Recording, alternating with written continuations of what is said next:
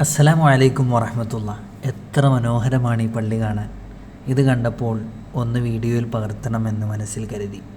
കാർപ്പറ്റും light അറേഞ്ച്മെൻറ്റുകളും ഇതിൻ്റെ architectural പരമായ ഡിസൈനുകളൊക്കെ എത്ര മനോഹരം. ഈ പള്ളിയുടെ നാമം എന്തായിരിക്കും?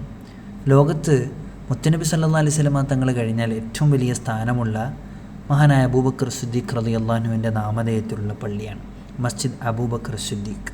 ഇനി കഥ പറയാം.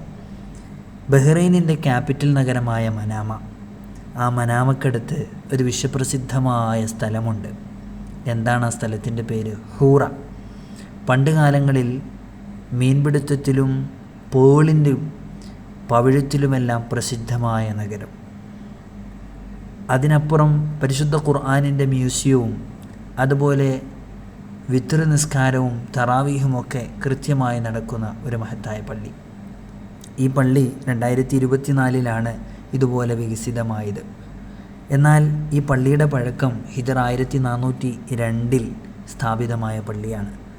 അതായത് 1982 AD.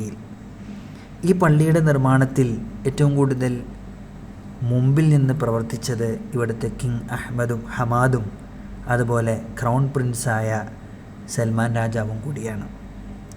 ഈ മഹത്തായ പള്ളി എത്ര മനോഹരമാണ്, എത്ര സുന്ദരമാണ്. പ്രത്യേകിച്ച് അബൂബക്കർ സിദ്ദീഖ് റളിയല്ലാഹു അൻഹുവിൻ്റെ നാമധേയത്തിലുള്ള പള്ളി. മഗ്രിബ് നിസ്കരിച്ച് ഞാൻ ഈ പള്ളിക്ക് പുറത്തിറങ്ങി. പക്ഷേ പണ്ടത്തെ ഹൂറയല്ല ഇന്നത്തെ ഹൂറ. ഒരുപാട് വ്യത്യാസങ്ങൾ വന്നു. അതിമനോഹരമായി പിക്ചറൽ ആർട്ടുകളൊക്കെ എത്ര ഭംഗിയാണ്. അൽഹംദുലില്ലാ.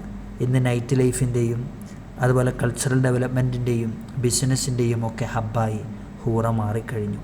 എന്നാലും ഈ ഹൂറയിൽ തല ഉയർത്തി നിൽക്കുന്ന ഈ മഹത്തായ പള്ളി ഇവിടുത്തെ വിശ്വാസികൾക്ക് മുഴുവനും ഹൃദയത്തിൽ വലിയ ആനന്ദമാണ്. ഖിയാമത്ത് നാളോളം ഇതിവിടെ അല്ലാഹു നിലനിർത്തി അനുഗ്രഹിക്കട്ടെ. അസ്സലാമു അലൈക്കും വറഹ്മത്തുള്ളാഹി തആല വബറകാതുഹു.